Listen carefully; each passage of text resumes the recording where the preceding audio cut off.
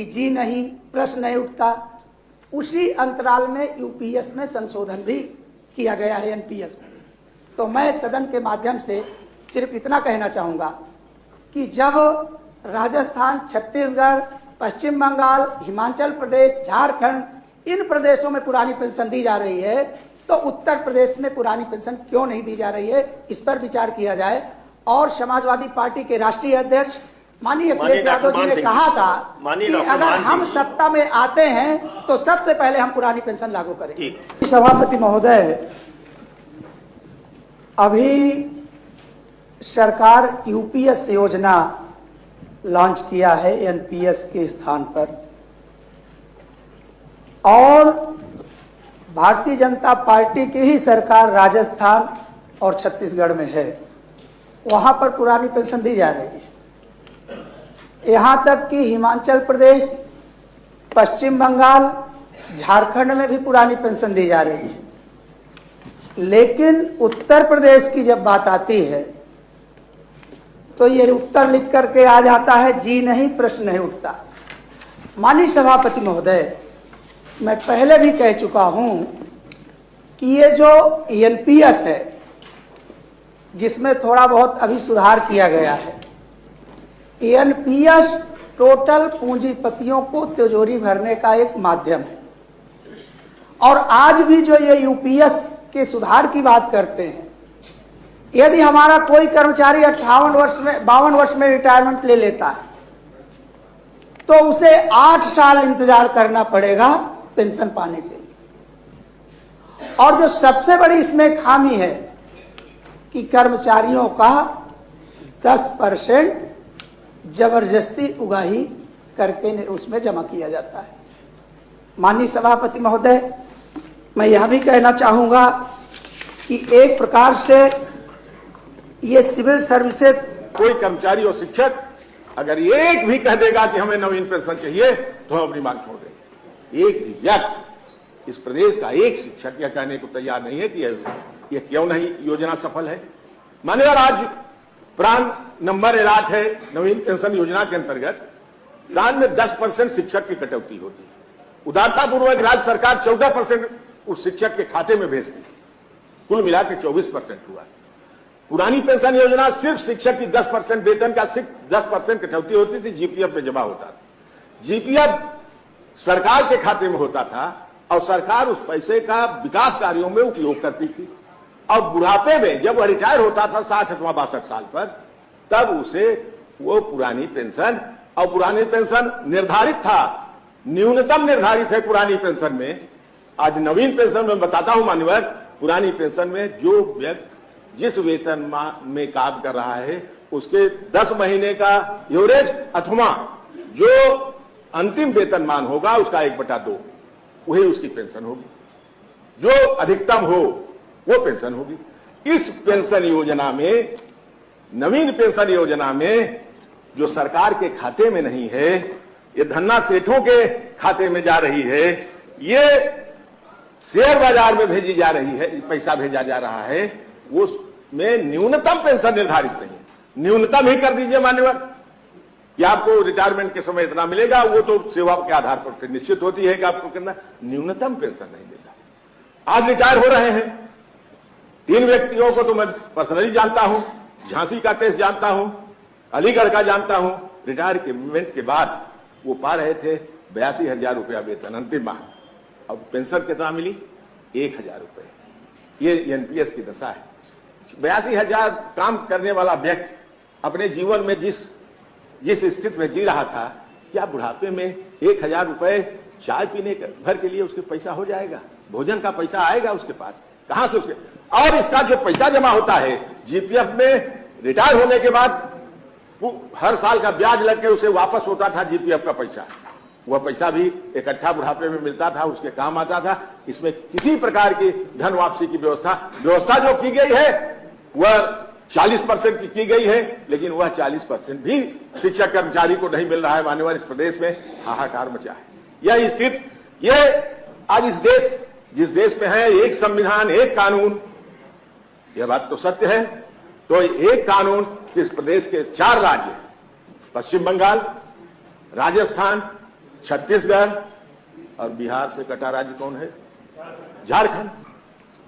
झारखंड, ये 4 राज्य हैं जो पुरानी पेंशन योजना शिक्षक कर्मचारियों के मांग पर लागू कर चुके हैं। मान्यवर, ऐसी स्थिति में जब इस प्रदेश का शिक्षक कर्मचारी अपनी लोकप्रिय सरकार से, अपनी लोक कल्याणकारी सरकार से यह याचना हर मंचों पर कर रही है, प्रश्नों के माध्यम से हम लोग यहां, नोटिसों के माध्यम से हम लोग यहां उनकी बात रख रहे हैं, वो रख रहे हैं बात धरना और प्रदर्शन के माध्यम से, वह रख रहे हैं बात अपने जुलूसों के माध्यम से, बराबर माननीय मुख्यमंत्री जी से, माननीय मुख्यमंत्री जी से, ये माननीय सरकार से याचना की जा रही है कि इस पुरानी पेंशन योजना को बहाल करिए। मान्यवर, ये आपके लिए भी शुभ होगा और लाभकारी होगा आपके कर्मचारियों के लिए।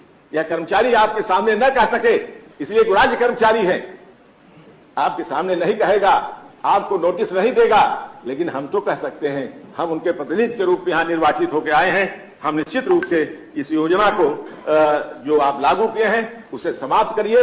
और मेरा एक तर्क ये है कि अगर आप 10% हमारे वेतन से कट रहा है, 14% आप दे रहे हैं, यही 24% आप अपने कोष में जमा करिए, उसी के ब्याज से आप पेंशन दे देंगे। कहीं से पैसा ढूंढने की आवश्यकता पेंशन के लिए नहीं होगी।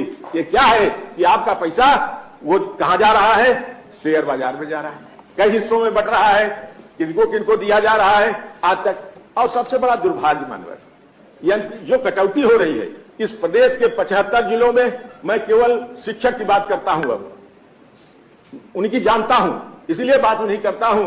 कोई किसी जनपद के जिला विद्यालय निरीक्षक यह बता दे या सरकार यह बता दे कि उनका पैसा उनके प्राण नंबर में खाते में शो कर रहा है, नहीं शो कर रहा है। वो हमें नहीं मालूम है कि हमारा पैसा कहां जा रहा है।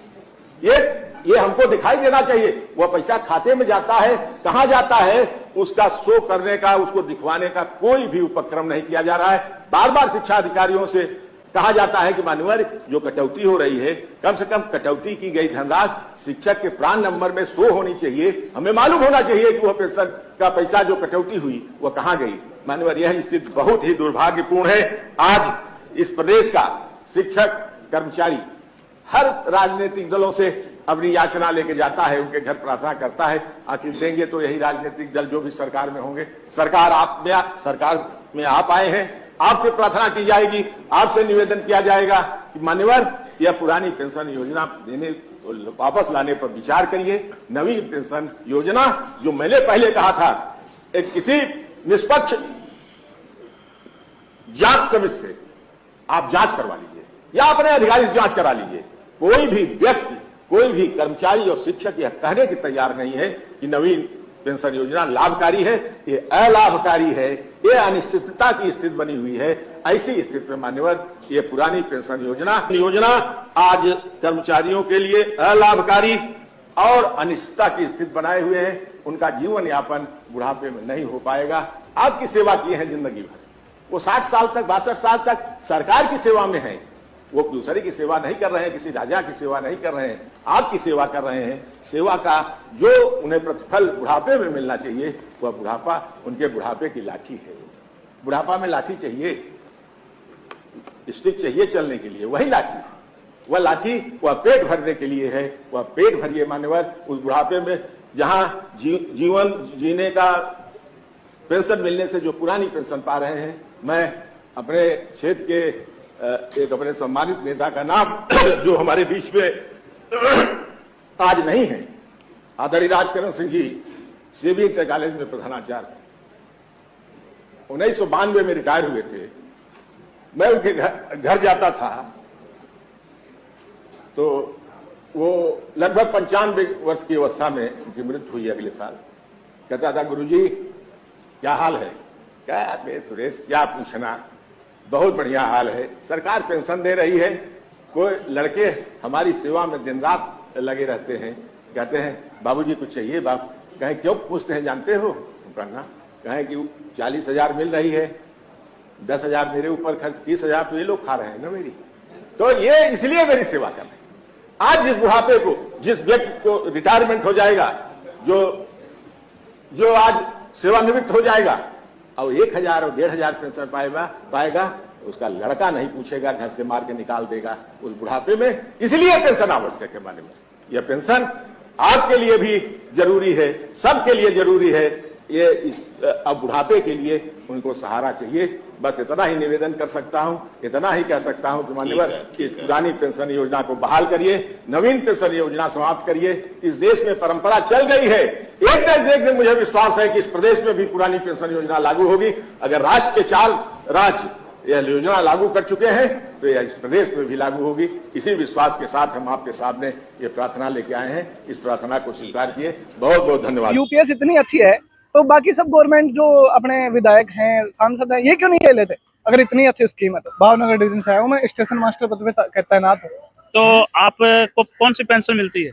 मैं अभी तो एनपीएस में ही हूँ और जोर शोर से ओपीएस की डिमांड के लिए आज एजीएम में आए हम, और हमारा एक ही मुद्दा रहेगा कि हमें किसी भी कंडीशन में ओपीएस दी जाए।